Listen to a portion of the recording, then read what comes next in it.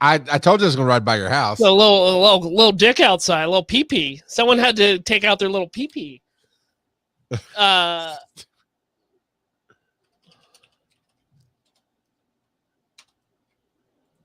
Nosferatu, the new trailer for the new Nosferatu.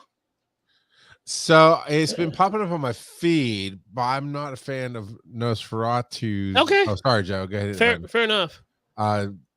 Just the way I hate this. Well, this is the worst out of all the views. Especially with no, Joe's, it's not. That's Joe's the worst out of all the views. Camera.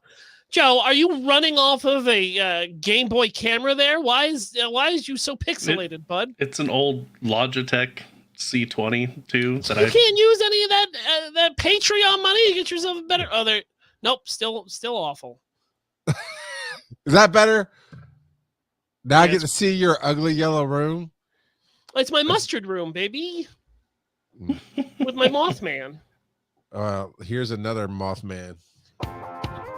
Get ready to laugh out loud with Wise and Nerdy, the show hosted by two hilarious dads who are bringing their unique blend of wit, wisdom, and nerdiness to the airwaves. From sharing hilarious anecdotes about their own experiences to giving advice on navigating the ups and downs of life, these two dads have got you covered. But that's not all. They're also obsessed with all things nerdy, from comic books and sci-fi movies to video and board games. So whether you're a fellow dad, a pop culture fanatic, or just in need of a good laugh, tune in to Wise and Nerdy and join in the fun. All right. We're going to do things a little different because, Kurt's gone. I miss him. And we had to have Phil Keating in instead. So he waved. You're waving. You're waving to a podcast. It's audience. Me, everybody. Hi, it's me, Philip D, the imaginary nomad himself. Charles, why are you dressed like Picard? What's going on here with your shirt, bud? Nerdy jersey. Dressed like Captain Picard over here. Make it so. Yeah. All right, look. What we need you to make so is Facebook won't let us stream there anymore. Now I understand why you always call Joe number 2. It's got multiple meanings, It does. It does. And you stepped all over my get people to come to Facebook. So go like us on Facebook if you still do the old fuddy-duddy thing. Look, share this podcast with your dad because he'll laugh at these bad dad jokes that Joe shoves down my throat. So just somebody needs to like us on Facebook so we can stream there. That's what we're asking. Yeah, and then you too can be part of Sloppy Boy Summer if you join up at patreon.com/wise_n_nerdy, which is Phil's way of excusing you're not going to the gym. Yep. For the summertime. That's it's all about eating hot dogs and getting that nice breeze on your belly. Work on it in the winter. Right now, it's all about Sloppy Boy Summer. Spill some mustard on your shirt for geez Louise. Let's just go and hang out. Mustard. All right, so we got a question of the week. It's the question of the week. Who does number 2 work for? There you go, random kid. That's the question of the week. So this, you always go to ChatGPT to give us our descriptions for Twitch and YouTube every week. And it actually threw in some things that says, they're going to talk about these. I'm like, that's not a bad idea. Now, this is not the question. This was the prompt that ChatGPT gave us, which is hilarious confessions about sneaking in gaming sessions after the kids are asleep. I thought it was an interesting premise, but I wanted to change it. We're not talking about mom and daddy time. We're talking about stuff you normally do any time of the day, except the kids around. Again, Phil, not mom and daddy time. But Joe, I'm gonna start with you. Joe, you give him a good example. What have been some things you've had to sneak in after the kids went to sleep? I mean, the first thing that comes to mind is just movies that are not age appropriate for my little kids. So Bambi, got it. On Disney Plus, Bambi has a content warning because the mom dies. It's got a trigger warning. Yep. Oh. You could say that Disney Plus is trigger happy with their content I warnings hate these myself just a little bit more right now. Just a little bit You more. say you hate bad jokes. Come on, bud. Oh, I Embrace fell into it. that trap. But- So okay, but yeah, age inappropriate movies. yeah, not necessarily what, bad Joe? movies. I'll talk about it more later, but my wife and I have been watching the Planet of the Apes movies lately. And my kids are on the younger side, but my oldest is probably close enough to that he could start watching those. But the younger two, I think it'd be a little bit too much for them right now. So something like start that. with the 1980s version. It's somewhere in the 80s. 60s. Project X. 6. Oh, No. Start You're going with with something somewhere. else. Yeah, something else. No. This is going to ease them into monkey movies. Okay, go see. No. not wrong. 13 monkeys? What? Go look up. Just start them on Project is it X. 12? It's Matthew Broderick. You can't go wrong with Matthew Broderick. Here's what you do. Start with Dunstan checks in, right? Oh yeah. Ease them That's a into good those one. monkey That's a good movies, one. too. Yeah. And then That work is a your good way one. up to I don't know. I Curious George. There you go. Everyone loves a Wildlife. Jack Johnson cover songs. They're great. Yeah. So Phil, what's something you've had to sneak in after the boys asleep? I mean, for me, it's kind of the same. I don't watch a lot of TVs or movies, but like anything that's hyper violent, let's say the Fallout show, right? The kid knows I play Fallout. My Steam just popped up because I was talking about Fallout. That was weird. The kid understands like the concept of Fallout and the Fallout world and all that.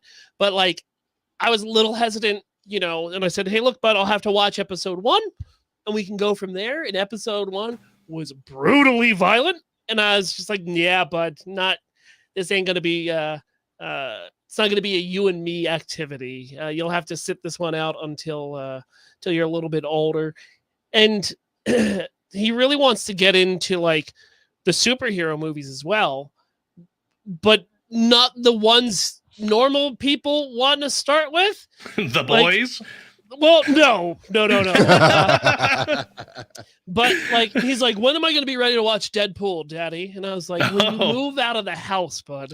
When you learn how to body check somebody in hockey correctly, then you can watch Heard. Deadpool. But then for me, it's like for video games and whatnot, it's horror games, right?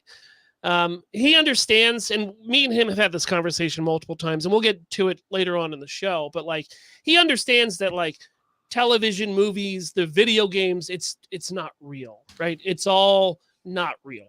But I also don't need him waking up in the middle of the night, walking into my room as I'm playing horror games, because I'm going to be as scared as he is from him sneaking up on me from behind. That's good. What about you, Chuck? So you're a better dad than I am, because I literally, the moment Oakland came home, who's my firstborn, came home from the hospital, my wife and I had already figured out how to do this. I took off a lot of time from work. I'd saved up a ton of PTO. So I was home for 4 weeks or so. So we figured out I would stay up at night and let her try to get 6-7 hours of sleep solid. And then I'd go to bed at 6 a.m, blah, blah, blah. And so she goes to bed, and they had just rebooted Doom on the Xbox, into the series it is now that we see coming out. Of course, another one's coming out. And so he's there all of 2 weeks old in his swing, watching me slaughter demons. I'm sure it didn't scar him or anything. But what I have to sneak in, so it was actually when we moved here to Conyers, we were, for the first time ever, we were within like 15 minutes of a movie theater. And so after we moved, we got the kids on like the school schedule, and then we'd be sneaking out at night because they were still showing late movies in the week, starting like 9:30 at night, 10 o'clock. And so we just disappear and go watch the movies because we didn't want to pay to take them with us. So we did that. And then at some point it was snacks. Like, we couldn't have any kind of good snacks in the house. Oh, dude. Hiding the good snacks. Isn't it wild? Isn't it wild how like I've been doing that too.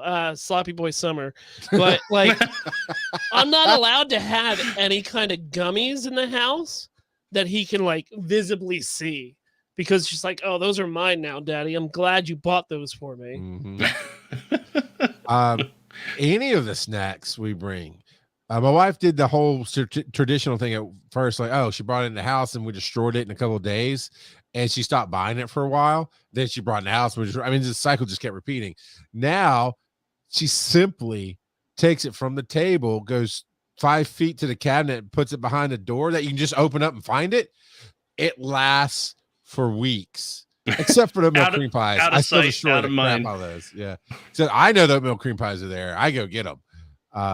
But then, oddly enough, it was Percy Jackson, the newest reboot on Disney, because Zoe, my youngest, started watching it with me and Aaron, and then just got late, which I love. My kids aren't huge into TV. Like, they'll watch some YouTube, they'll watch it, but they do a bunch of different things. They're not fixated on any one thing. And so I get it, but at the same time, we're like, we want to watch the rest of Percy Jackson and see how Disney did it. And she's, nah. So she called us one night watching it when she's supposed to be asleep. And we looked at her, and it's the same thing. The look of betrayal. Yeah, if it's the same thing, it's a betrayal. But if at any age, if they find us kissing or whatever, this and other, like, at least you know your parents love you. So the look at her face was like she'd walked in us doing something wrong, and she was all betrayed. And my wife didn't even hesitate. She goes, well, at least you know you have parents who love each other. You know, now get out, get to bed. And then me being me, I was like, and this is a hard lesson on accountability because we want to watch it, and you said no. That's our choices have consequences. Sure. She didn't like that as much as my wife's answer. But so we'd like to hear from you, the audience. We got the speak pipes. Go to speak pipe, or go to, actually better yet, go to wiseandnerdy.com/call dad and leave us a speak pipe, or you can email us WNN show, wise and nerdy, WNN show @gmail.com, and tell us what you had to hide from the kiddos. Because it's always the dumbest things, dude. It's always the dumbest things. So for another one for me, my kid's really into hockey right now, like the NHL, playing hockey, watching hockey highlights. So like I bought NHL 24 on the PlayStation, and I gotta wait till he goes to bed to play it because he constantly wants to play it against me, and it's just like I'm 10 gold him, right? It's not a competition, and I'm bored playing with him. So now I gotta wait until he goes to bed. So Phil won't let him win. Oh, dude, I can't let him win. Are you kidding? I'm never gonna. Hey, man, I gotta get the kid is gonna have failures throughout his entire life. Dude, you ain't gonna beat me at Mario Kart. You ain't gonna beat me at Smash Brothers. You ain't gonna beat me at Mario Party, and you sure as heck ain't beating me at NHL, right? These are lessons. So I gotta wait till he goes to bed so I can play these video games, man. Are you gotta maintain your skills that they can't beat you? I understand that at some point it will happen, right? It's the Grim Reaper that is constantly over my shoulder, showing me his wristwatch of the sands of time dropping slowly, letting me know that I am always seconds away from having him beat me at anything, and I am not letting go of that opportunity until the last minute. So are you going to turn into Will Riker's father, and where he learned as an adult he cheated to always win? I've never watched Star Trek. That's for nerds. You're a liar. And I absolutely am that dad. I will subtly cheat at things just to see if my kids are even paying attention. Oh, dude. Just to mess with them. this little guy, this little groin goblin that I have, had the audacity one day, right, to hand me the GameCube controller. We had Smash Brothers Melee on. He's like, here, I think you should practice a little bit before you play me. And I was like, oh, sure, bud. Sure. I'll even let you pick my character. Literally no mercy. No mercy whatsoever. Tell me full Cobra Kai. Practice. We're talking about practice. Are you going to let him listen to this? Are you going to listen to this together? Heck no. He doesn't listen to dumb podcasts. Come on. He needs to know I'm the uncle now. Look at me, Danny. I'm the uncle now. You better play that for him. He knows better. Roll that dice. Hey, but actually, I get ahead of myself, Joe. Keep the dice. Let's go ahead and play one of Devo's email clips. Okay. Right. He sent The us speaky 3, and we're pipes. not sure. Yeah, we're not sure how long they are. So let's see what he's got. Is this the All right. bucket pay? Actually, this is a good one given the conversation we just had. All right. So my wife has discovered that I'm living a double life. Apparently, I am a podcaster. I didn't know about this, but my wife called me out on it because my son was talking about a recent project, thanks Joe for the audio clips, that I was working on and that he wanted to get involved in. So she began asking me, and I said, yeah, I submitted some things to you guys when you were Pokemon Go and now, wise and nerdy. She said, I had no idea. And I thought I had told her, but this isn't her jam. And, but it is kind of also a little bit because she likes doing her own content creation. She does Zumba, so she does fitness videos for her classes and stuff, when people are gone. And I've helped her do that. And that's a whole other topic. But anyway, so yes, apparently I have a double life as a podcaster that I'm not podcasting, but content creating very sporadically for you guys. There you go. The podcaster who's not a podcaster. That's me. The things you So, hide from your wife and kids. Secondhand podcasting. One, Devo, if you're not having her listen to this, shame on you. Go cry in the corner. 2, we need Shivakate to call in. Then the content creator. Now that we've made we made your husband famous, world famous. I think we should get a speak fight from Shivakate. That'd be awesome. He's got fans all across the county.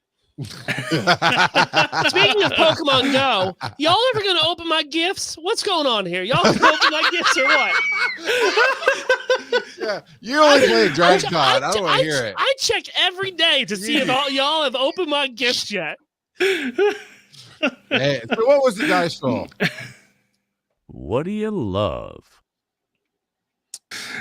I love another Just clip by Devocite. Council of Dads. Hey, is there a Devo thing you think plays into this Council of Dads? Maybe. Let's find out. Let's find out.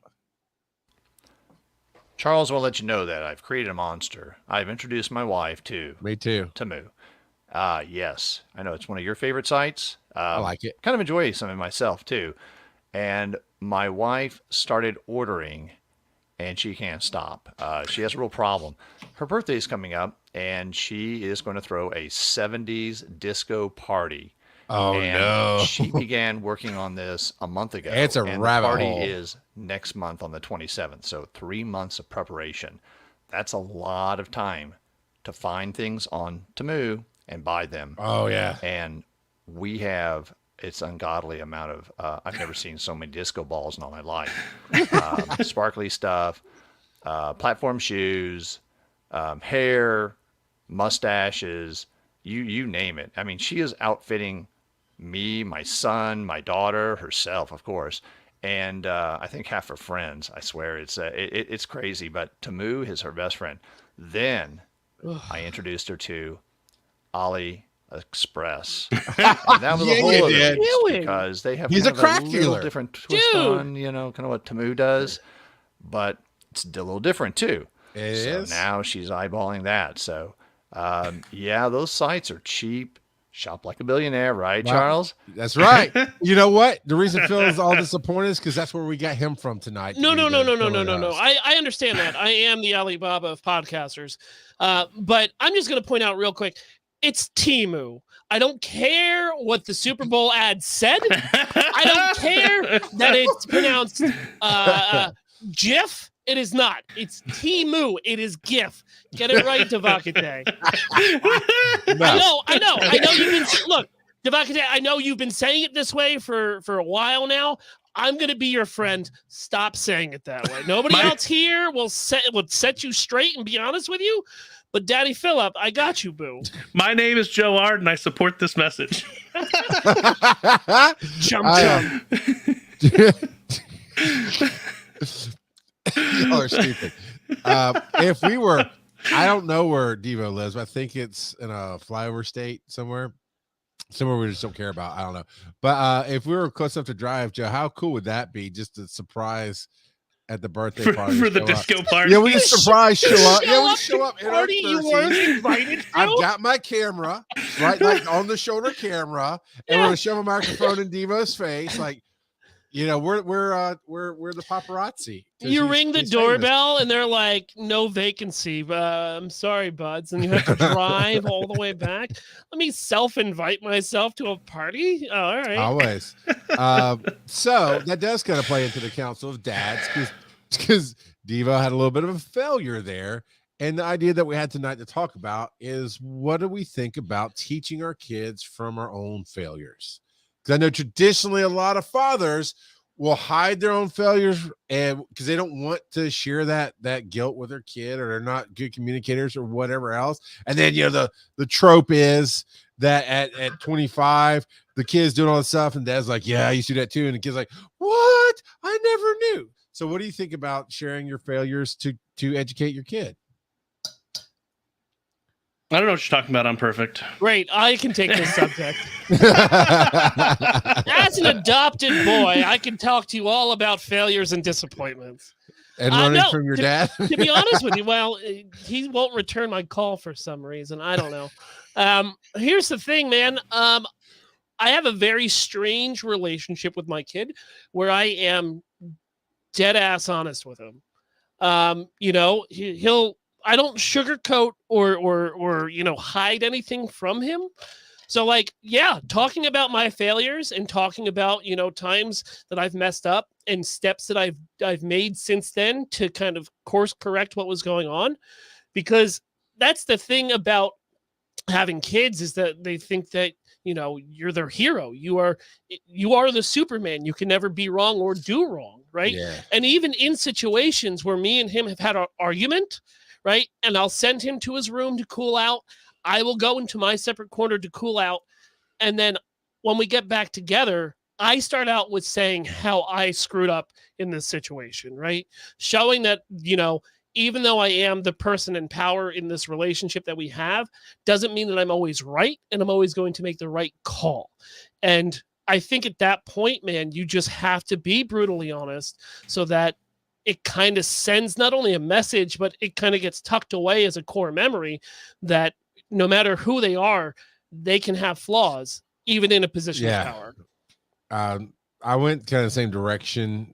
Mine was a bit different. First off, I wanted to make sure they understood I was human and not, you know, because we knew we get this false sense that our parents know everything, they can do everything, they are somewhat of superheroes, and sometimes it's very well. Some parents try to keep that up, right? That appearance up. And it's still heartbreaking when you realize they're humans, but then it's freeing at some point when you realize they're humans. So I wanted my kids to see that. But I'm a storyteller, right? And all of my life, it felt like I was told, don't do something, but never had a good reason, never got to explain why, never got taught truly about consequences and how to think things out. So I wanted to teach that to my kids, but it got to where the stories, they just didn't want to listen. So I do what they thought was magic at this point. I start telling them, if they're going through something or dealing with something and it triggers a failure that I had, I start telling them exactly what they went through.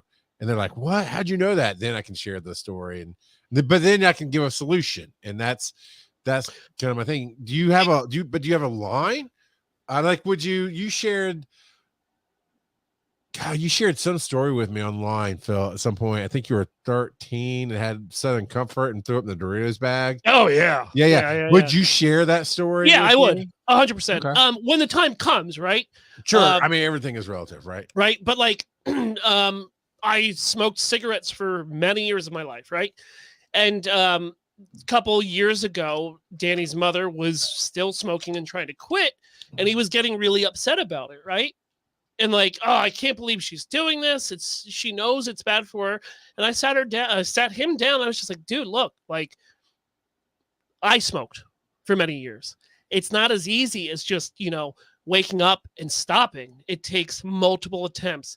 It takes, you know, some people can do it in a day. Some people, it takes 5 years, you know. It's not that she wants to keep doing this, but there's a physical element to it, right? Where brain chemistry is got this, hold on that cigarette, man. So like, don't be angry or frustrated with your mother because she's trying, right? She's trying to do it, and you just got to give her time with it and realize, like, yeah, I smoked too, right? So when that comes, I mean, there's going to be a point in time, especially in his life, where there's going to be conversations about everything, right? Garden gummies or drinking or portobellos, they're all going to come into play at some point. And I think that's the way to deal with stuff like that, or any subject. It's not about demonization, right? It's about education, right? Yeah. Because the more you demonize something, it's kind of like giving them more of a like, well, how are you going to tell me I can't do that? But I feel like if I educate him, like, hey, look, yeah, if you are going to, let's say in the teenage years, go out and have beers with your friends, call me. I would rather you call me than try to come home and have something happen. Right? I'm not going to beat your I'm not going to beat your butt because you're underage and drinking. But I would rather know that you're getting home safe, and then we can talk about that the next morning.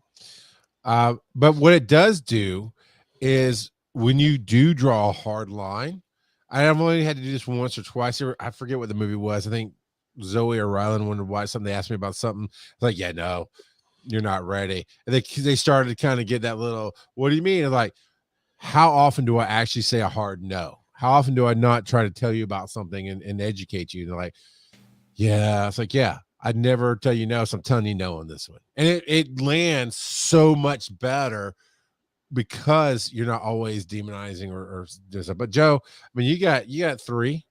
Yep. How does Kelsey handle it? So we know you just have the basement all the time.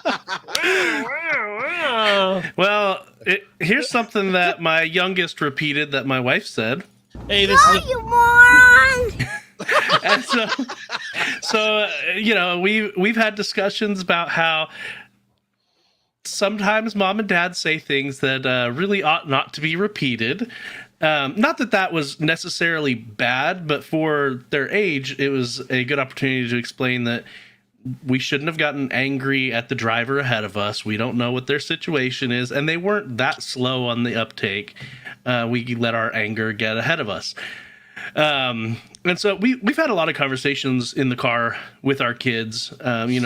Phil was talking about drinking. We actually had a discussion with our kids about DUIs the other day because I had mentioned to my wife about Justin Timberlake.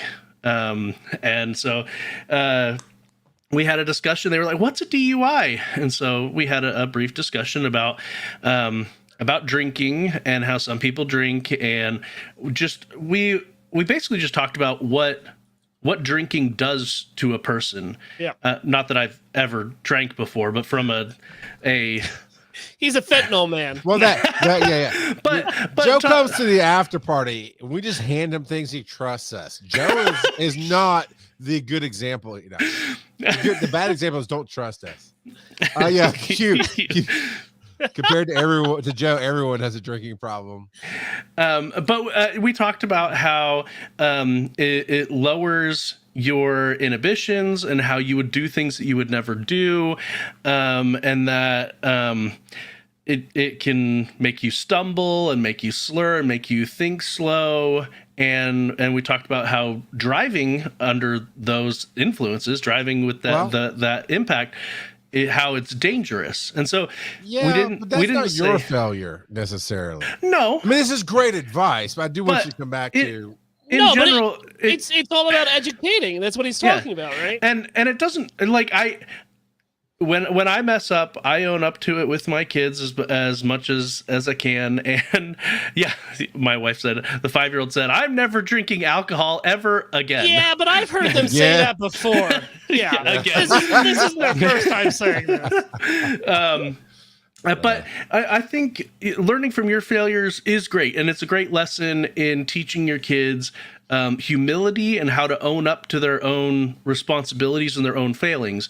But also learning from the failures of others is a great boon to your kids as well, and teaching them to recognize that just because someone else is doing something doesn't mean it's the right thing, and oftentimes it's something you ought not to be doing because you see what happens. And I heard what you did but there. You said Great Boone, and this segment is brought to you by Boone's Farm. Boone's Farm wine in a box. Yeah, I don't know. every 5-year-old loves it. Yeah. Well, the 6-year-olds will quit us again, but yeah.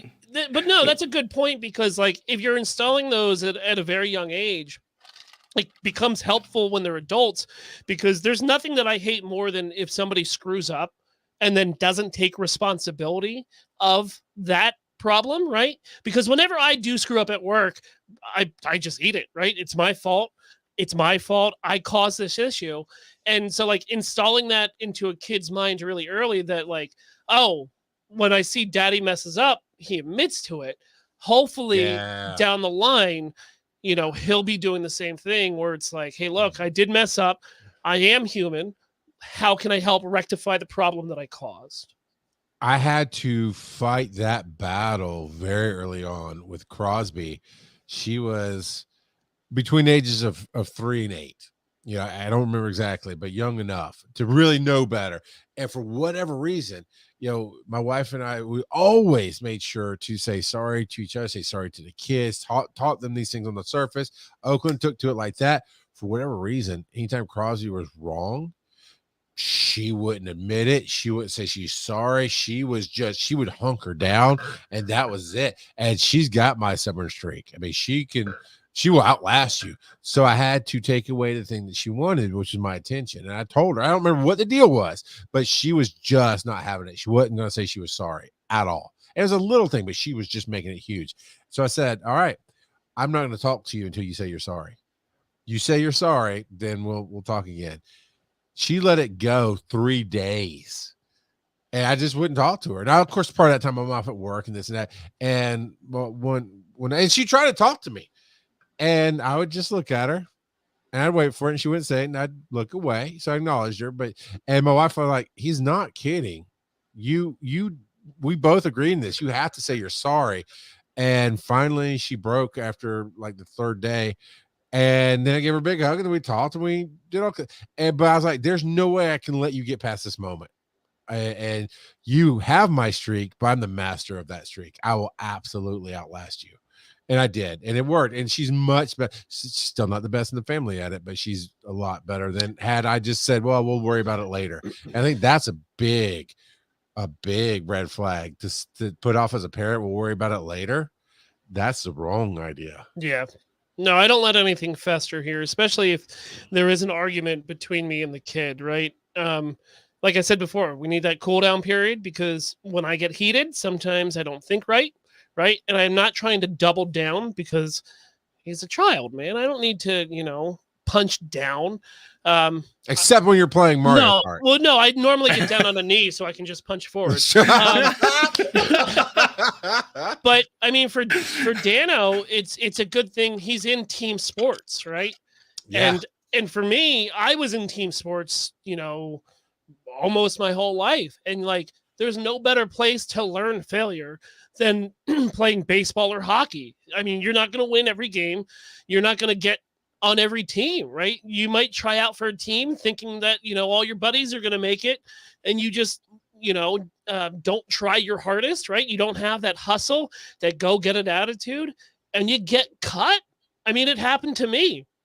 And so at a very young age, around 10 or 11, that exact thing happened to me, where all my friends made a team and I didn't, because I was not trying my hardest.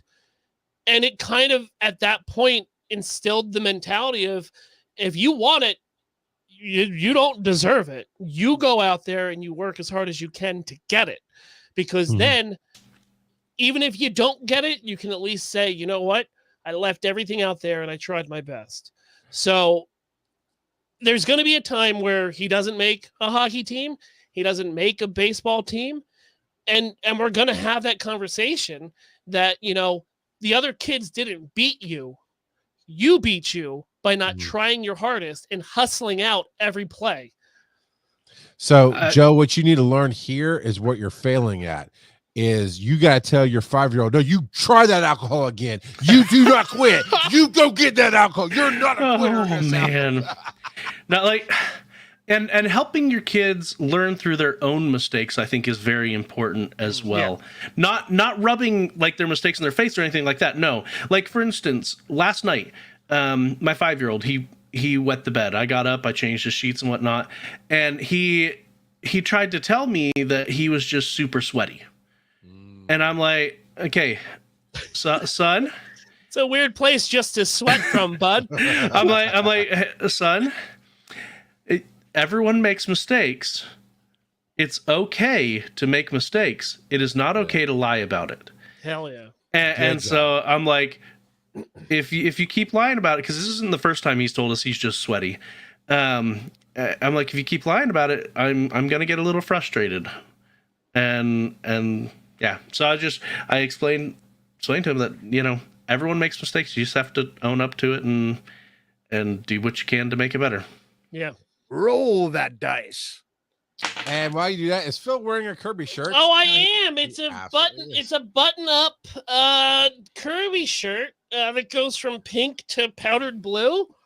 I For got it Sloppy Boy Summer. for Sloppy Boy Summer. It really So encouraging. accentuates the chest hair and the big old tummy. You can get it at Target for $24.95 using promo code botched on their website. There you go. Waka waka, bad dad jokes. Charles's favorite segment. He absolutely loves it.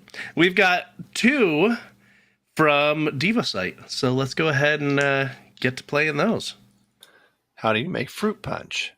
Give it boxing lessons. Okay. Phil's writing that one down. He needs that one for later. I just imagined the Kool-Aid man with boxing gloves. He'll oh yeah. he's gonna break through your wall and punch you in the face. All I right. got Dead Cool Aid. I got that T-shirt. Hold on, real quick. Is the Kool-Aid man the jar, or is the Kool-Aid man the liquid? According to believe Family he's the Guy, he's jar. a jar. So then okay. So he's just a sentient jar. Then why is because you could put anything inside that jar. How do you know it's actually Kool-Aid? So this is where the technical difficulties thing comes up. No, this is literally a garden gummy question I asked myself the other week as I was sitting downstairs, dead, disassociating to the wall, thinking about things that nobody else thinks about. All right, give me the second joke, Devocite. Where do bacteria go on vacation? Germany.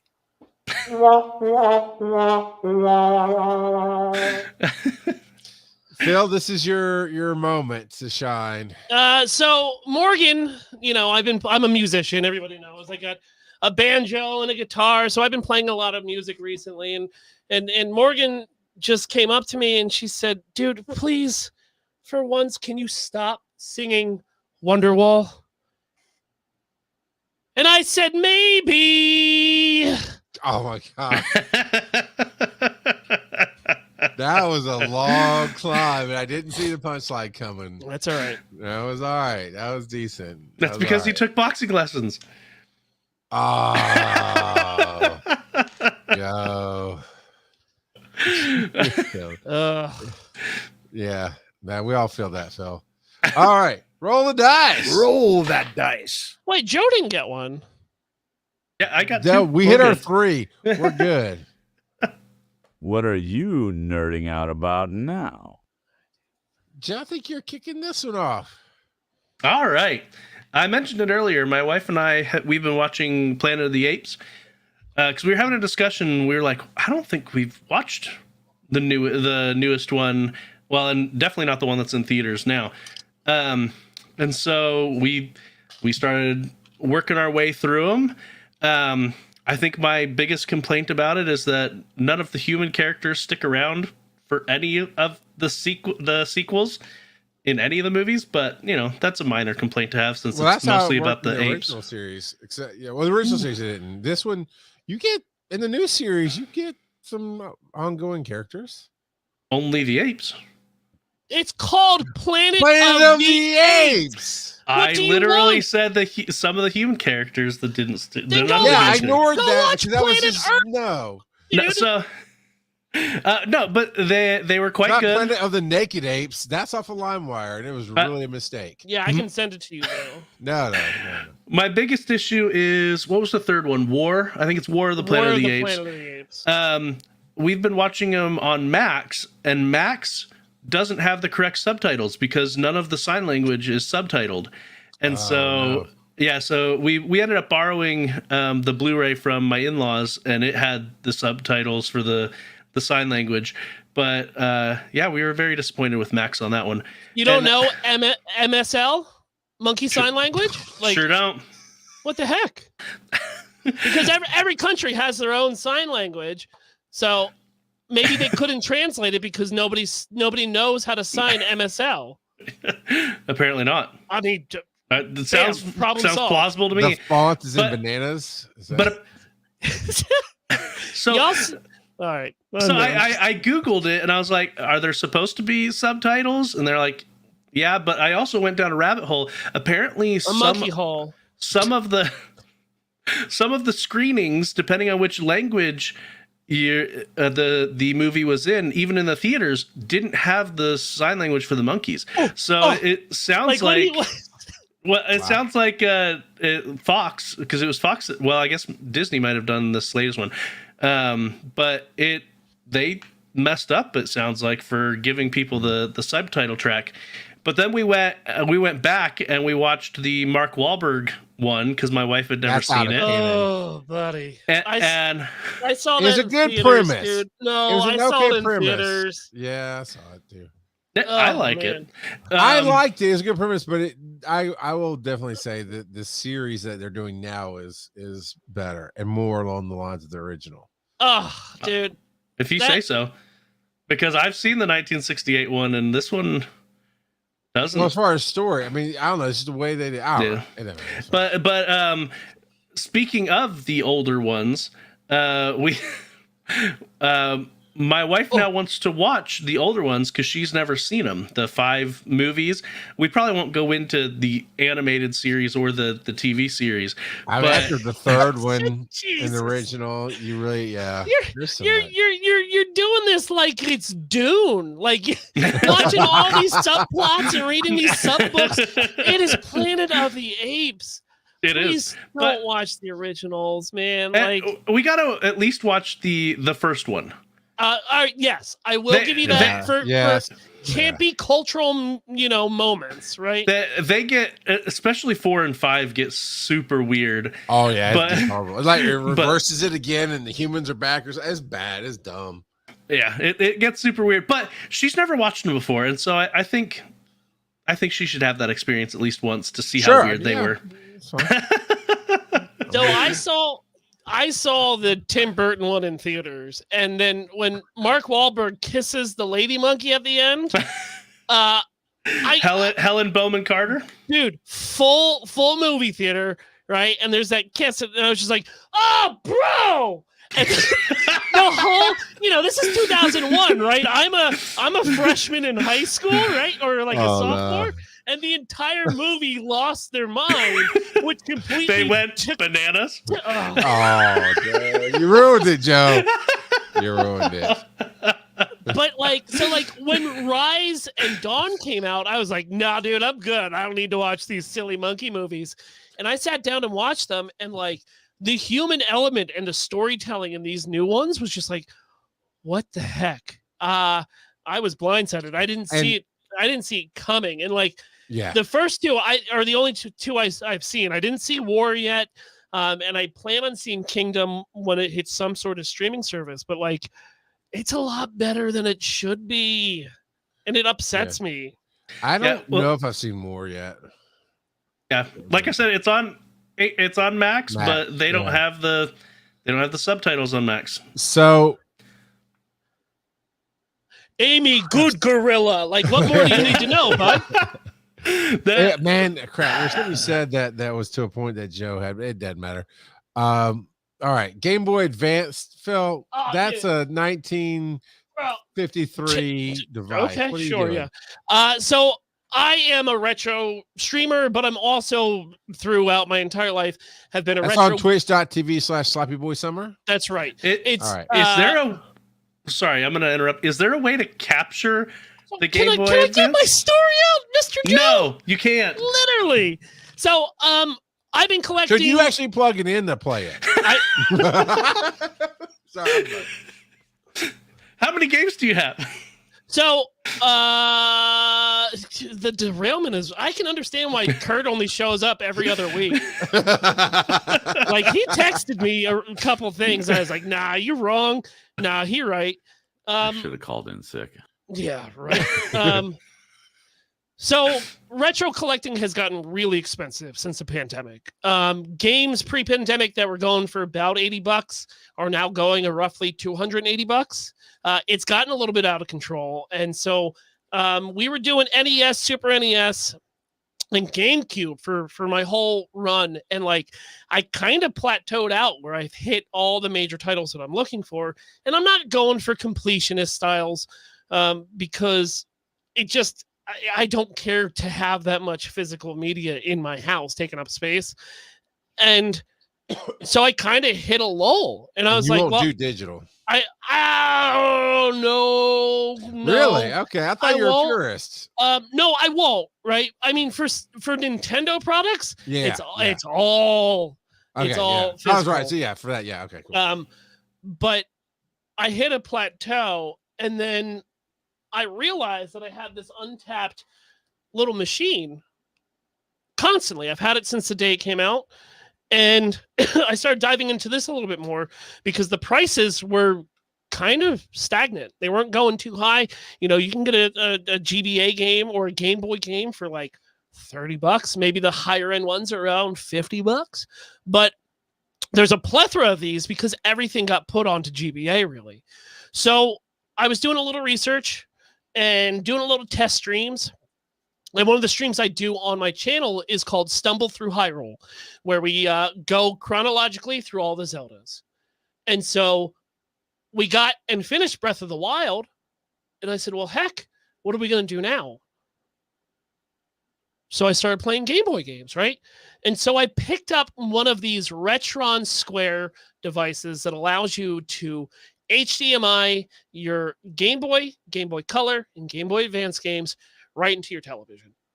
So it's like, well, heck, why not just run that into my Elgato and see if I can get it on there, right? I got to do it a smaller screen than the Switch because of the resolution, and it's been wonderful for me. And it's really unlocked a lot of these old games that I haven't played or even, thought about picking up. So like playing games like Minish Cap, or playing Final Fantasy Tactics, Advance Wars, I love right? that one. Yeah. And so, like, I have all these games that I really haven't dove into because I was always playing, like, Pokemon Fire or Mario Golf or Mario Kart.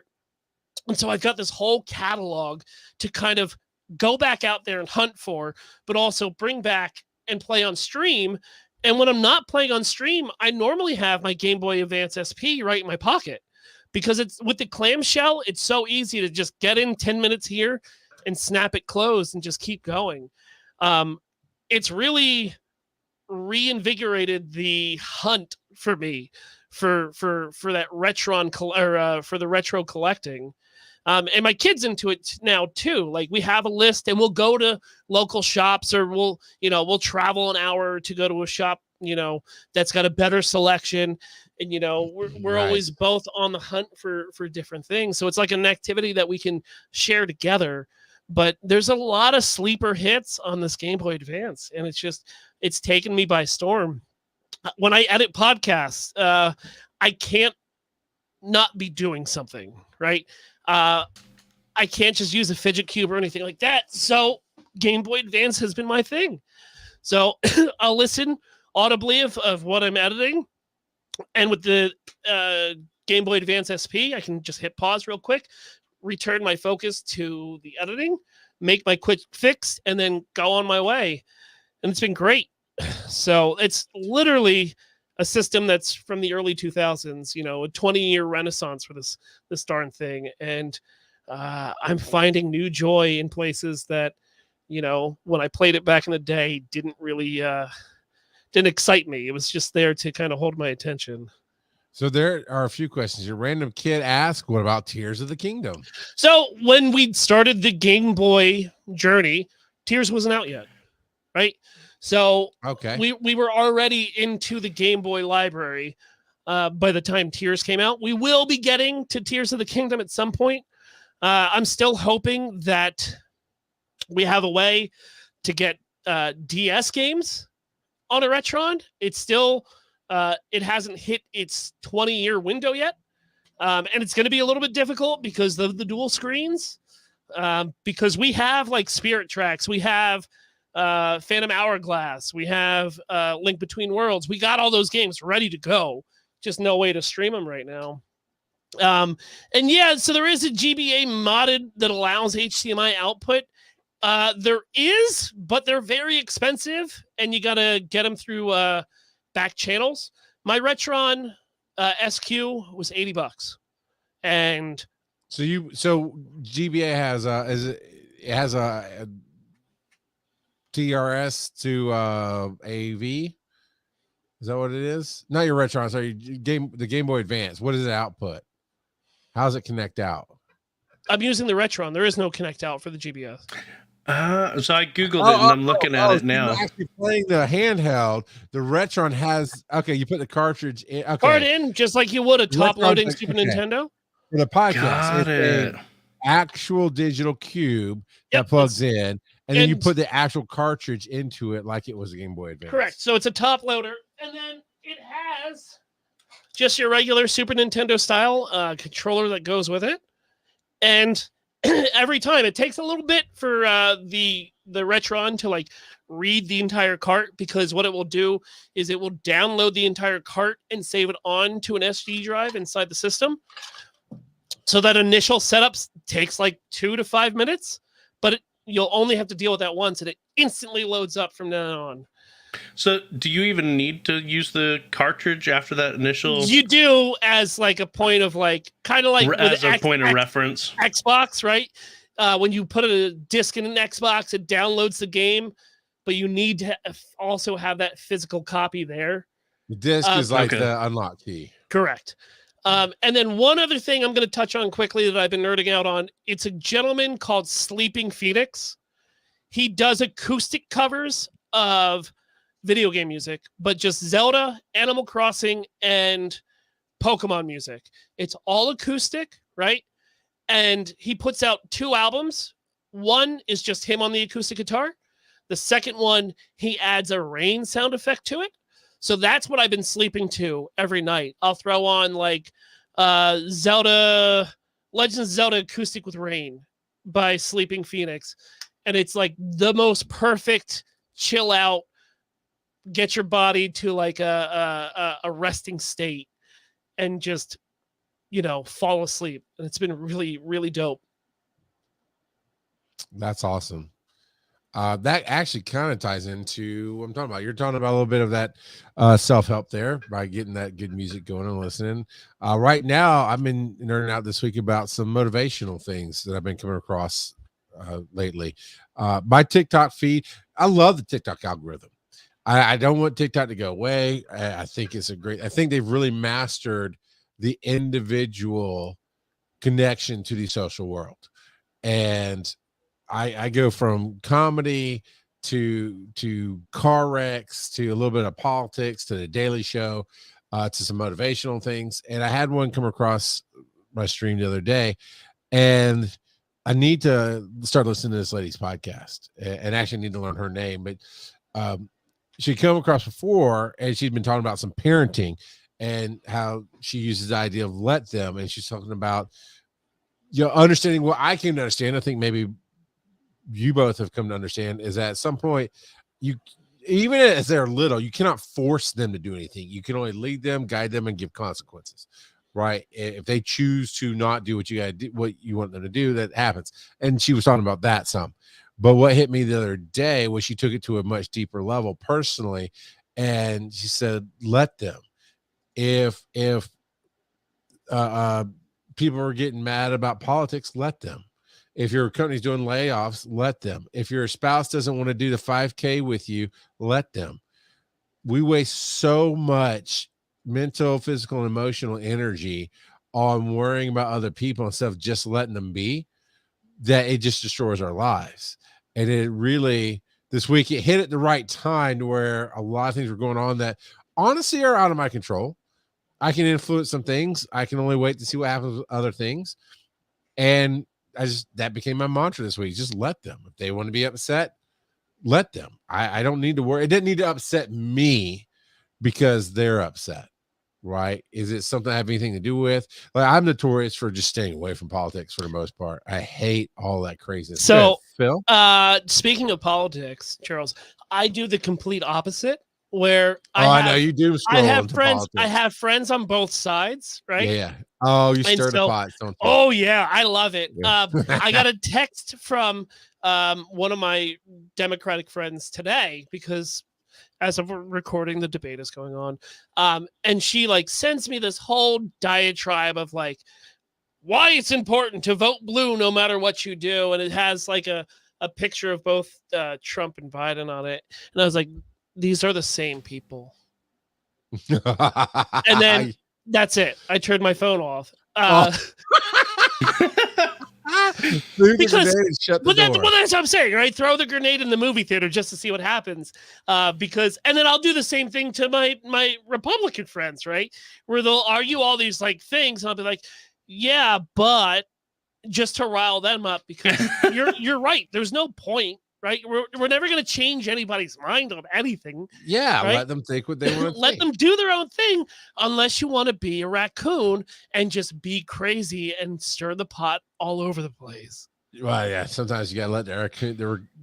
I don't have a good one. I'll let it be. But it's interesting enough. We know a little bit of my history. If you're new to the show, preacher's kid, I turned my back on religion. Not like atheist, but it's a long story. But there's a lot of crap that humans put into things. But the thing that's been popping into my mind lately is I've learned over the last couple of years working with staff and people that thought were really bought in. And I'm spending hours trying to educate them, show them, motivate them, coach them, do things I love to do. Right. And it's not totally falling on deaf ears, but it became apparent that I was wasting my time. And the Bible verse thing popped into my head. Those who have ears, let them hear. And that's been a mantra of mine as well. Just to say, I'm not going to waste my time on people who aren't listening. Kind of like you two, where you froze your cameras, went off and get alcohol. I get it. It's fine. But it was just great. I look up because I'm thinking about it. I look up. You're both in the same position, frozen, not even blinking at the camera. And Phil, you're party foul. But anyway, my point is, you can only influence what you can influence. You can only be who you can be. And I might age myself. I think it's a 1990s movie, but there's a movie called Sneakers with Robert Redford. And it was cheesy. It was whatever. But here's what I love. Phil, I see your laugh. You know it. So, Joe, movies are this thing that people watch when they go outside of the house. Yeah, normal Yeah, people, Sneakers, you know? yeah. Sneakers was one of those. Is that where they've got the band in front and the moving picture is playing while the band is playing? That's the Muppet Show, you idiot. But what I loved about Sneakers to this day was James Earl Jones was the best character almost of all time because his power was so subtle. And I don't remember the quote. I just remember he always spoke softly. He always talked about how he didn't have to raise his voice. And at the end, when they're asking him something, he's basically like, if I have to tell you I'm the power, then I'm not the power. And he just kind of smiles. And that's not the quote, but that was the message I got from him. He's just quiet. He just goes, I don't have to tell you I'm in charge. I'm in charge. And he leaves. And I've always wanted to achieve that. And that's kind of where I'm at today. I'm trying to achieve that piece where you're being upset doesn't make me upset. What fact can I help you with? Or what can I change? Well, dude. I mean, because a point of view that I have, and it took me going, to heck and back to figure it out. But like, I can't please the entire world. And no matter what, there's people out there where I am the villain of their story, right? Right. And there's nothing I can do to ever change that. So why am I dwelling and putting so much of my mental and emotional energy into it? Because there's nothing I can do, right? Yeah, that's probably how it is. And I just have to live with that. Because once again, nothing I'm going to do is ever going to be able to change their point of view on me. And I'm okay with that. Honestly, sometimes it just feels like everything comes back to the serenity prayer. Change the things I can and have the wisdom, or leave those I can't change alone, change things I can, and have the wisdom know the difference. I don't know why my video is stuttering, because I'm seeing the signal come up on StreamYard, but I'm kicking it right now. I don't know what's going on. Let's go ahead and wait. I got you. Hold on. Roll that dice. Time for a commercial break. All right, let's do this. All right, here we go. That's not the right button. That was for Phil. So one day we're gonna launch our Limp Bizcast podcast. The Limp Bizcast. Yeah. Coming 2020. Tiny.cc/Limp Bizcast. So I just lost Joe. I don't like that one. All right, we'll do this one. Hey, come check us out. Patreon.com/wise_n_nerdy, where you can be part of the family and hang out and get your nerd on. We here. Don't shake your head at me, Phil. All right, you do the commercial, Phil. You do it better. Oh no, it's your Georgia internet, man. It's pretty sad right now. Yeah, well, the True story. podcast, they don't know that, so. Well, like the kids, I want to be honest with the listeners. All six of them. It's patreon.com/wise and nerdy. You got extra money in this tight economy? Come waste it on these idiots. They'll certainly put it to good use on Doritos and whatever Mormons buy. That's patreon.com. It's code Red Mountain Dew. Woo! Get Baja Blasted with Joe over at patreon.com/wise_n_nerdy. Yeah! And tell him Daddy Philip sent you. Ooh.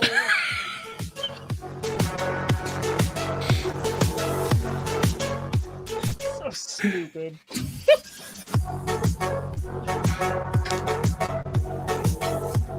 Oh, well, I appreciate that, Phil. I don't know what's going on with the internet on my side, but the podcasters appreciate that from you too. I'm sure they do. All right, what's our next one we're rolling up there? Let's go ahead and head on over to the last speak pipe from Devocite. Okay. So Juneteenth, I was off, so I spent the day rebuilding a hydrostatic transmission. Our riding lawnmower was just not pulling hills. And so I tore down, working on it, and when I was putting it back together, I could have done it by myself, but having an extra set of hands is always good. And so I got my son to come to help me put together the axle part of it. Part of it was just really, have share a little something with him, because he doesn't really share that passion. At the same time, he's kind of interested. And it was just kind of nice. I could kind of show him how a differential works, and also having extra hands. Well, he gets done. He's like, "Hey, am I done?" I can see he's ready to leave. I'm like, "Yeah, no problem, man." And so he leaves and comes back, and he's got his phone. And he said, "Hey, Dad, can I take a picture?" I'm like, "Sure, you bet." And so he goes over and he takes a picture.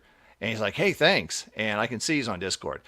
He wants to share with his friends on Discord what he is working on. Or was working on. I found this amusing, of course, since I knew that he had no interest in really working on it beyond the fact that he was. But it kind of made me happy, too, because he was proud enough of what he was doing and proud enough that what I was doing that was interesting to share with people, because, let's face it, it's not something that most people do. It was kind of a proud moment. At the same time, I kind of wish he would have been more interested in it, but we can only do what we can do, right? We give our children opportunities. If he took anything away from it, great. At the very least, maybe it gave him some street cred. I don't know, but it was kind of nice. Awesome. That's cool. very It was awesome. not an AR-15. You're wrong, Philip. It was an all-terrain riding lawnmower. If you're above 15. I hate you, Joe. Love you too. Thank you. Let Daddy decide. Oh. And what's that one? How do I? All right. Okay. How do I introduce my kids into the world of geekery? Into the world of geekery. I mean, with me as their dad, they were doomed. It's been ingrained in them since they were babies. My kids wore a Zelda onesie. They had Donkey Kong onesies. Hold on. Did you have the Link Wind Waker onesie for your kid? Is that what you're talking about? I think it was Ocarina of Time, but yeah. It's like the green tunic, and then it had the belt with the bandolier. Yep. Dude, it's literally, I threw almost all of Danny's baby clothes away except for that onesie, man. Danny's grandfather, Suzanne's father, got Danny a Goku onesie for when he was little. And so, like, those are the two things that we've held on. But yeah, same. He's been ingrained since birth. Yeah. They were doomed to be nerds. Now, the sheets were for Joe's bed. Oh, okay. Yeah, right, Robot. We heard all those. Whatever you say, Charles. I'm sure that was quite the zinger. Oh, getting dunked on by Joe and you can't respond? Oh, it's the sweetest tea you could be drinking. So what's other than Pokemon, Joe, right? Because you are Pokemon. Oh, you're formerly known just like Prince as Pokemon Joe. What kind of geekdom or nerddom has your kids inherited from you? I mean, a whole lot of video games, of course. Just like you, I don't let them win. They must learn to beat me on their own. And so, yeah, so there's that. And then I've also over the years tried to instill in them a love for books. And so most nights I read part of a book to my boys. We've read through, well, with my older boys, we've read through the entire Harry Potter series together.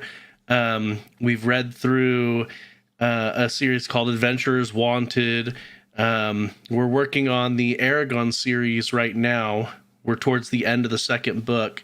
And so I want them to love books. And I want them to understand that in 99% of cases, the book is way better than the movie. And I made that abundantly clear after we read the Aragon book by showing them the Aragon movie. Because that is one of the worst book to movie adaptations ever. So bad. And yeah. So yeah, that I want them to understand and to love books, because I see way too many statistics. Story, and if I'd known it was going to drop them off, I wouldn't have messed with that thing.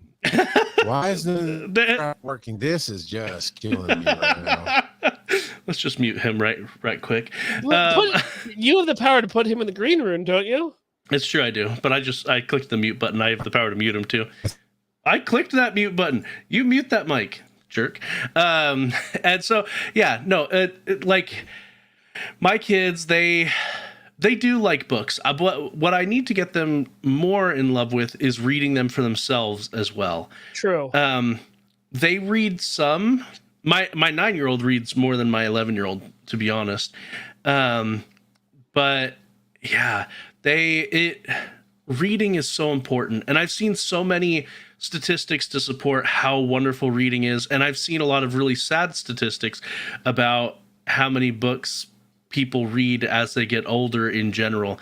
And so I'm also trying to buck the trend and make sure that I am keeping up with my reading too. I mean, you can see behind me, I've got a geeky bookshelf there. And some of those books I've read multiple times, 3 or 4 times.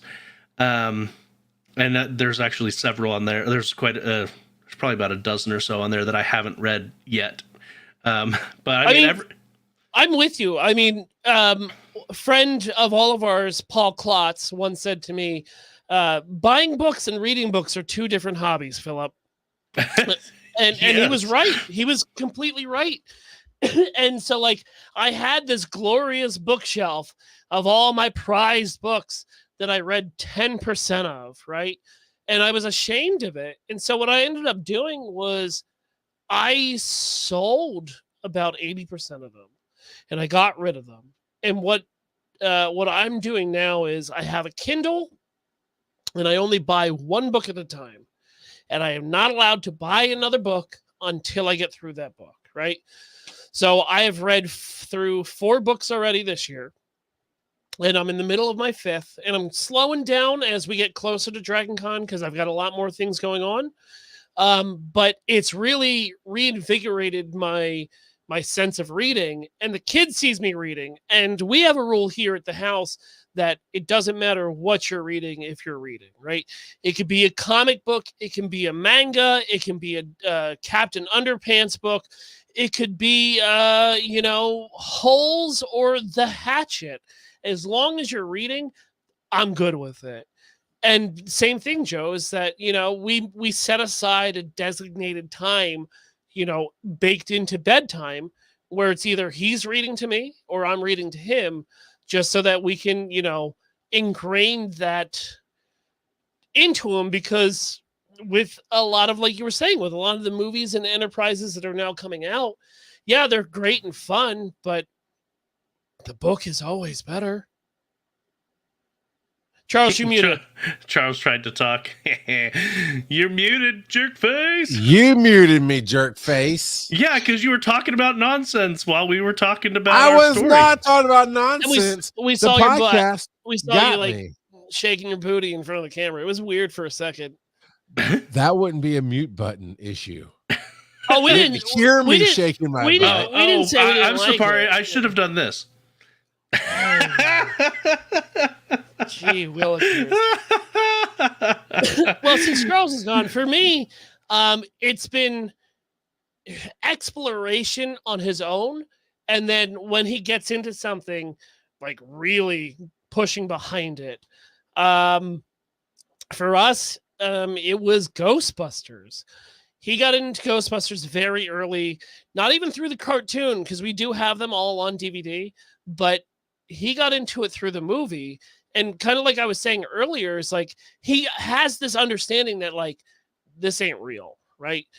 What I'm watching, even though because Ghostbusters is kind of scary, especially for younger kids, he kind of had that understanding that like Ghostbusters, like nothing in this universe is real.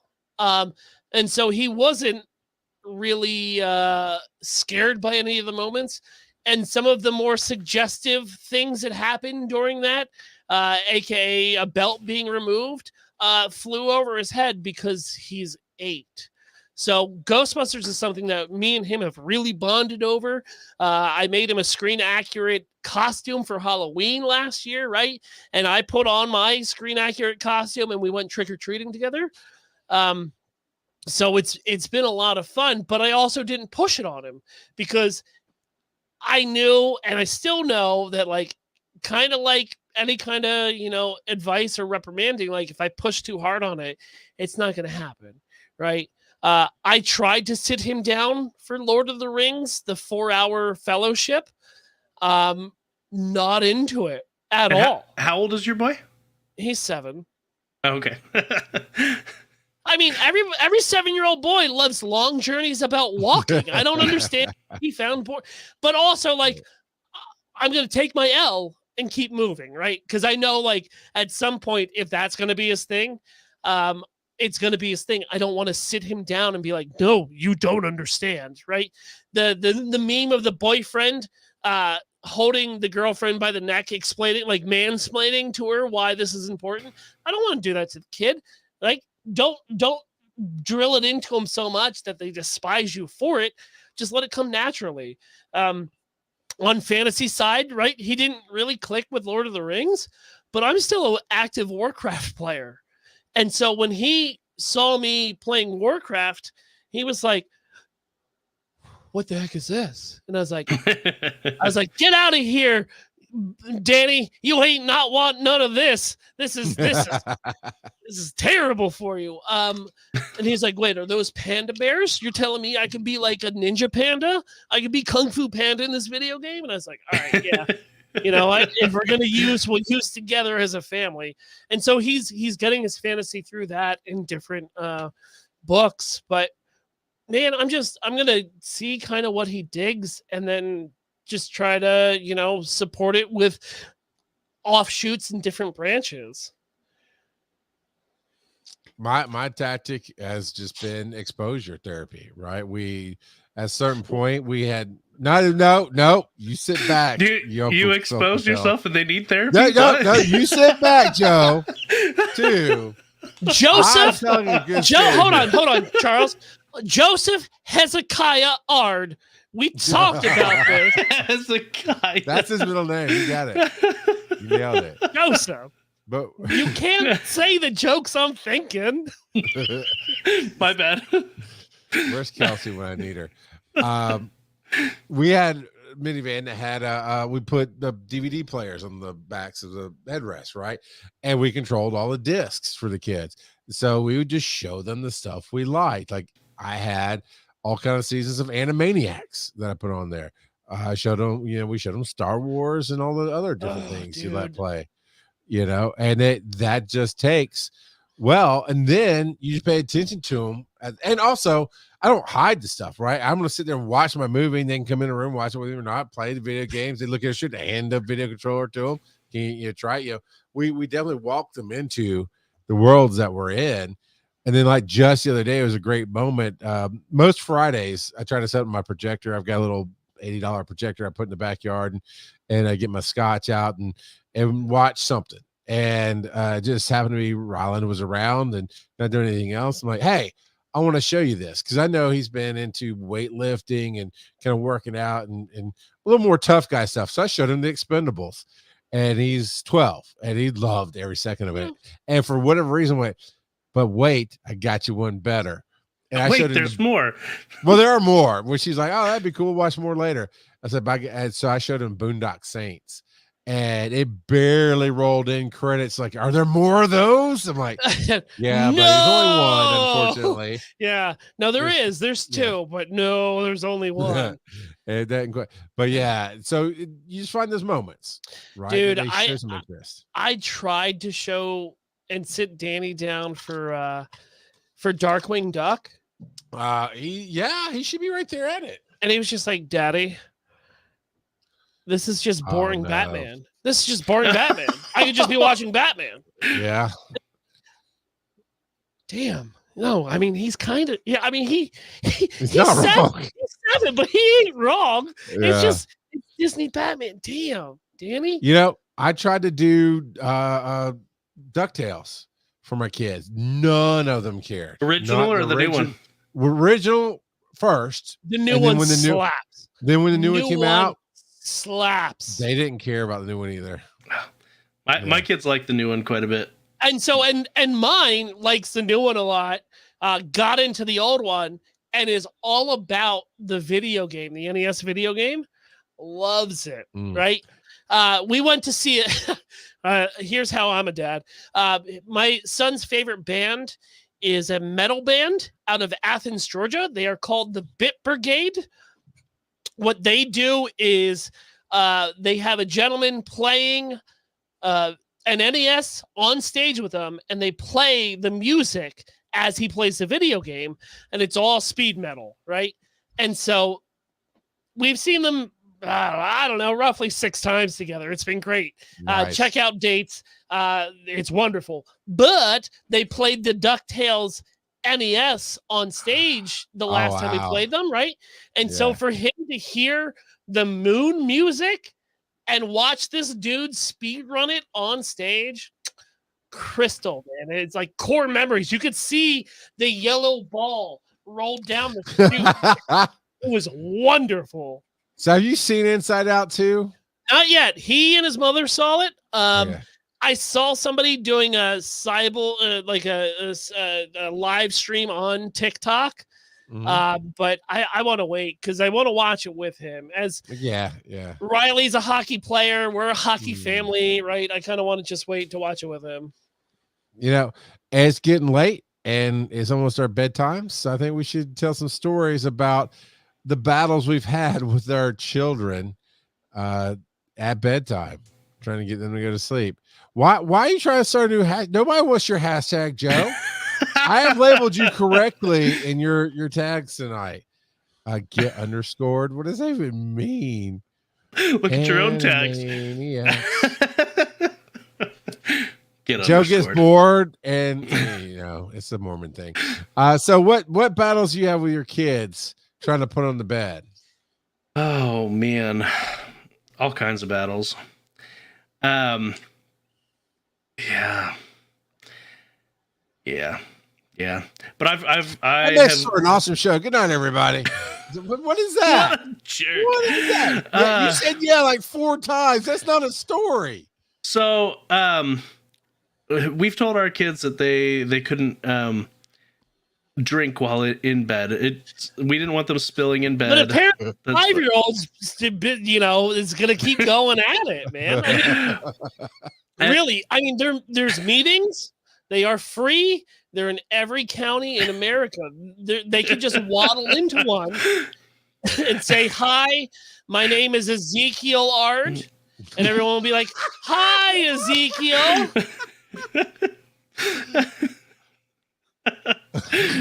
His name is I think you're Hekima. Thank you. confusing Amish with Mormons, but that's all right. They are the same.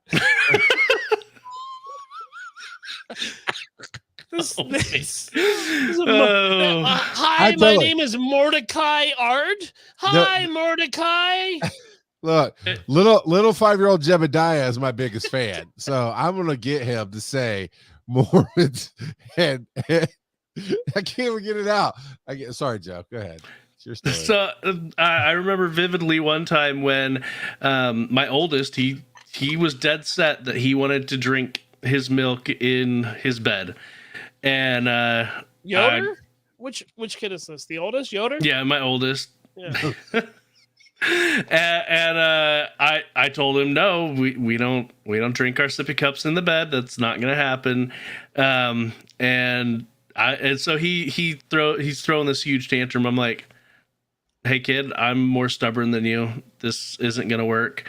And so I sat there for, I think it was like 2 hours while he threw a tantrum, and he just wore himself out and fell asleep.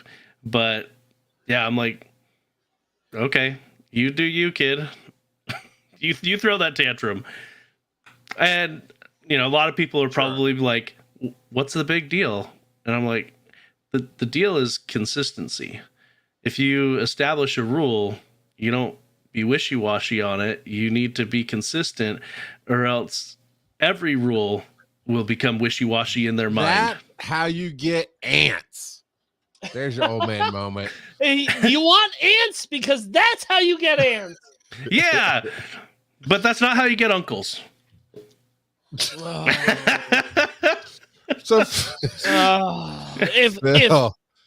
if Abraham heard that, bud, he would be very disappointed in you. What about you oh, and your bud? boy? None. 0. We have 0 bed issues. He just chloroforms him every night. It's just a little bit of Benadryl and then a pillow for 5 minutes, and he's right to sleep. But no BS. We don't have any bedtime issues. That's good. Here's the thing. he is not a napper. So like since he was about 2, naps were done, not going down. So like I trade not getting that hour in the middle of my day to having no troubles at bedtime. We have a routine. It's use the bathroom, put your pajamas on, come down, brush your teeth, say goodnight to Morgan, the cat. We go upstairs, we read, and then that's it. Right. And so, and when he does go down, right, because he's like, Daddy, can I stay up and read for myself? Heck yeah. I'm never going to tell him no on that. But I'll check in like 15 minutes later and he's down.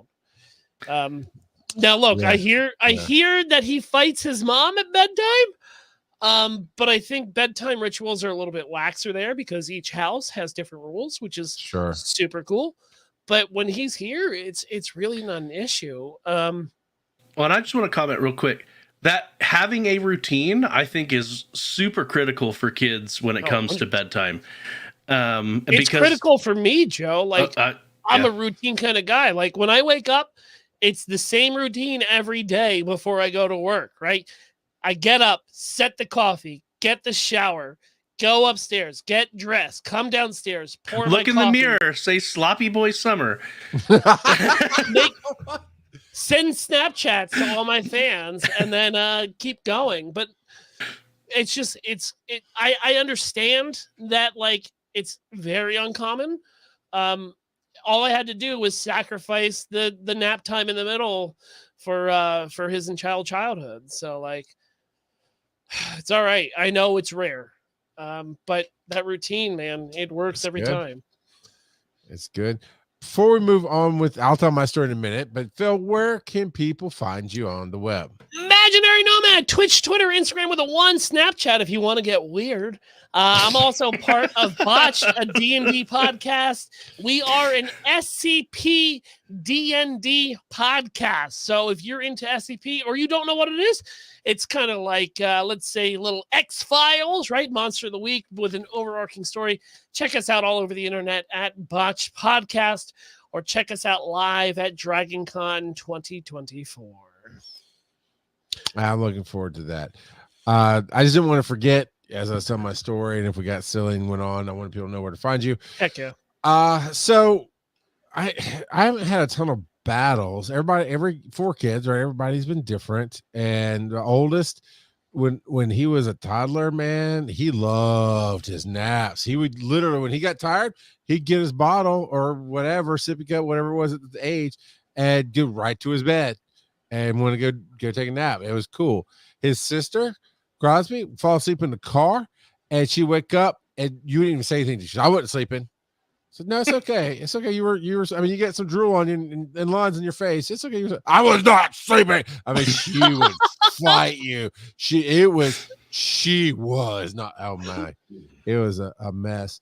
My youngest daughter, she likes hanging out in the bed with us, and it's hard for me to tell her no on that. But she doesn't want to leave. Like she won't just chill out and play on her tablet or something while we're winding down and then go to bed. She wants to, talk and move and play. Basically, no, this is sleep time. This is not playtime. And I have a hard time saying no to that because as a kid, I remember just some special nights when I couldn't sleep or whatever. And I don't know what time MASH came on broadcast TV in the early 80s. I just remember there were some nights I would come in, I'd hear the song. My parents watched it religiously. My dad was in Vietnam. He just really identified with the show. So they watched that show religiously. Show was about the Korean War, but okay. He still identified because he thought about, I don't know, man. I'm not my dad. Don't. I'm just saying, at least your daddy's wrong. Look. No, I'm saying my dad is still alive and in my life. So there. Oh, rude. I'll get you both on that one. Oh, wait, hold on. Are you part of the DDC? The Dead Dad Club, Joe? Yeah, my dad died when I was 16. Yeah, I thought so. Yeah. So we are the ones with the power here. You jerk. All right, listen, Linda. I just remember as a kid, coming out of my bedroom, and as they were looking, I can't sleep. No, full well, I just wanted to watch with them, and they would let me climb up into bed with them and watch MASH on that little TV they had in their bedroom. And then after that, they'd make me go to bed. So it was kind of fun doing that. So it's MASH hard and for me then to. Benadryl, and Yeah, you'd fall yeah. into sleep. Yeah. My middle child, I don't off and on, we probably had issues, but this past school year, he started doing what I did when I was his age. And I don't tell the stories of like the mischief. Once they do the mischief, then I say, okay, I did that same thing as a kid, but I don't want to give them ideas. So I don't tell, but he started staying up at night, on his games or his book or whatever. And then I started finding plates of food out in the morning and where he hadn't put stuff away. And basically he was, dude, shut up, random kid. I don't do math. So hashtag shut up, random kid. He got the hashtag tonight. But we tried to wake him up to go somewhere he's supposed to go do. And of course you couldn't drag him out of bed. And I knew he'd been up all night. And that became a pretty hard battle up until I just started playing botch for him. And he just goes out just like that because it's boring as crap. Don't check it out. That's our show tonight, everybody. Thank you. Love you all. Thank you, Daddy Phil. Follow these nerdy dads on social media. Charles at Rock God of Podcasting. Joe at Joseph_Ard. Check out And the Kurt website, at Neo by wiseandnerdy.com. Kurt. As always, they may not be your father, but they'll always be your daddy. And this on the downbeat is where you say NVO by Kurt. No. FBO by Kurt. To heck with it. It's Sloppy Boy Summer. We do what we want.